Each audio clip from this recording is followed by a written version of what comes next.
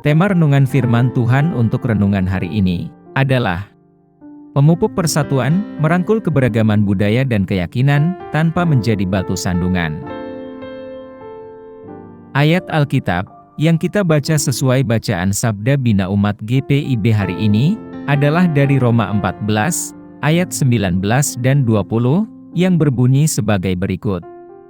Sebab itu marilah kita mengejar apa yang mendatangkan damai sejahtera dan yang berguna untuk saling membangun. Janganlah engkau merusakkan pekerjaan Allah oleh karena makanan. Segala sesuatu suci, tetapi seseorang akan bersalah jika oleh makanannya orang lain tersandung. Demikian pembacaan Alkitab. Haleluya!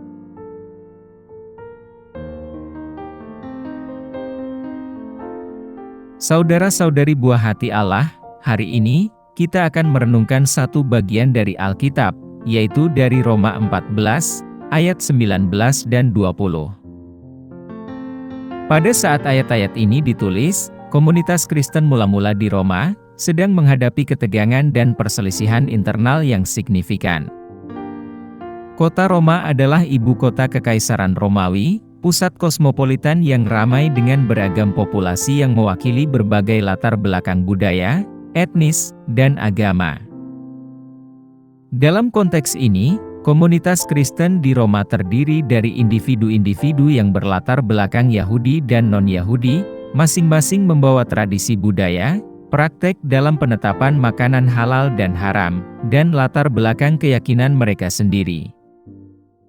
Keberagaman dalam gereja mula-mula menghadirkan pertentangan internal, ketika mereka mengalami perbedaan pendapat mengenai hal-hal seperti pembatasan makanan, perayaan hari-hari tertentu, dan kepatuhan terhadap adat istiadat tradisional Yahudi. Selain itu, masyarakat Romawi ditandai dengan stratifikasi sosial dan struktur hierarki, di mana individu sering dinilai berdasarkan kepatuhannya terhadap norma budaya dan ritual keagamaan. Dengan latar belakang ini, konflik dan ketegangan muncul dalam komunitas Kristen, mengenai masalah hati nurani dan keyakinan pribadi. Perikop ini merupakan bagian dari nasihat Paulus yang lebih luas mengenai kesatuan dan saling membangun dalam tubuh Kristus, khususnya dalam konteks perbedaan pendapat mengenai hal-hal yang diperdebatkan.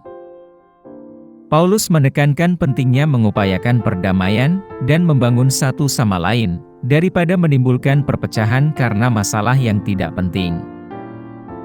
Rasul Paulus mendorong umat beriman untuk memprioritaskan kasih, keharmonisan, dan pengertian dalam interaksi mereka, terutama ketika keyakinan pribadi mereka mungkin berbeda dengan keyakinan saudara-saudari mereka yang lain di dalam Kristus. Ringkasnya, perikop ini ditulis dalam konteks komunitas Kristen yang beragam dan berpotensi menimbulkan perselisihan di Roma, di mana umat beriman bergumul dengan perbedaan latar belakang budaya, praktek keagamaan, dan keyakinan pribadi. Pesan Paulus menekankan perlunya persatuan, perdamaian, dan saling membangun di antara orang-orang percaya, bahkan di tengah perselisihan mengenai hal-hal yang diperdebatkan, untuk menjaga keutuhan dan kesaksian tubuh Kristus dalam lingkungan masyarakat yang kompleks dan menantang.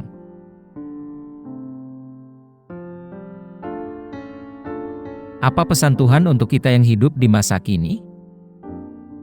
Di dunia yang semakin ditandai dengan keragaman dan kompleksitas budaya, seruan untuk memupuk persatuan sambil merangkul keberagaman tampak semakin mendesak. Roma 14, ayat 19 dan 20, mengingatkan kita akan pentingnya mengutamakan perdamaian dan saling membangun dalam tubuh Kristus, terutama ketika menghadapi perbedaan budaya, tradisi, dan keyakinan pribadi. Dalam konteks saat ini, di mana perpecahan masyarakat seringkali terjadi karena adanya perbedaan budaya dan keyakinan, pesan Tuhan kepada kita sangat jelas, yaitu membangun persatuan di tengah keberagaman, memupuk hati yang rendah hati, empati, dan keanggunan. Sebagai orang percaya, kita dipanggil untuk mewujudkan kasih Kristus dalam semua interaksi kita, terlepas dari latar belakang budaya atau perbedaan keyakinan. Hal ini berarti secara aktif, kita berusaha memahami dan menghargai perspektif unik, tradisi, dan pengalaman saudara-saudari kita dalam Kristus, mengakui bahwa keberagaman adalah anugerah dari Tuhan. Daripada membiarkan perbedaan budaya dan keyakinan memecah belah kita dipanggil untuk memanfaatkannya sebagai peluang untuk saling belajar, bertumbuh, dan memperkaya persaudaraan. Dengan memupuk budaya inklusivitas dan rasa hormat di dalam gereja dan komunitas kita dapat memberikan kesaksian tentang kuasa transformatif kasih Kristus dalam mendamaikan dan mempersatukan orang-orang dari setiap suku, bahasa, dan bangsa. Apa yang harus kita terapkan dalam kehidupan kita sehari-hari? Kita harus memupuk semangat kerendahan hati dan keterbukaan, bersedia mengesampingkan preferensi kita untuk tidak menjadi batu sandungan, demi membangun persatuan bangsa, dan dalam memajukan kerajaan Tuhan di negeri ini. Hal ini mungkin melibatkan kita untuk keluar dari zona nyaman kita, terlibat dalam dialog yang dirancang secara sengaja untuk menjembatani perbedaan, dan memberikan rahmat dan pengampunan kepada mereka yang mungkin melihat sesuatu secara berbeda dari kita. Daripada membiarkan perbedaan budaya menjadi batu sandungan dalam hubungan kita, marilah kita memanfaatkannya sebagai batu loncatan, atau peluang untuk menunjukkan kasih Kristus dengan cara yang nyata.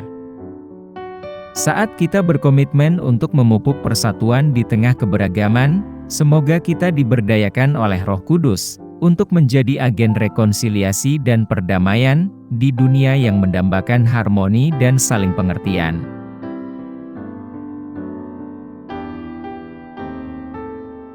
Mari kita berdoa. Tuhan Yesus, kami berterima kasih atas kekayaan budaya dan tradisi yang telah Engkau jalin bersama seluruh ciptaan-Mu.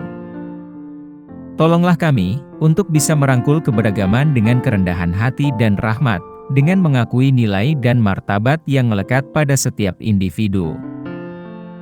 Bimbing kami dalam upaya kami untuk memupuk kesatuan dalam tubuh Kristus, bahkan di tengah perbedaan kami, sehingga bersama-sama kami dapat memberikan kesaksian tentang kasih dan kebenaran-Mu di dunia. Berdayakan kami dengan Roh-Mu untuk menjadi pembawa perdamaian dan pembangun jembatan yang mencerminkan kesatuan dan keragaman kerajaan-Mu di dunia ini. Kami pohonkan doa ini dalam nama Yesus Kristus, Tuhan dan Juru Selamat kami. Amin. Kiranya Tuhan menguatkan kita, dan kasih karunia Tuhan Yesus menyertai kita.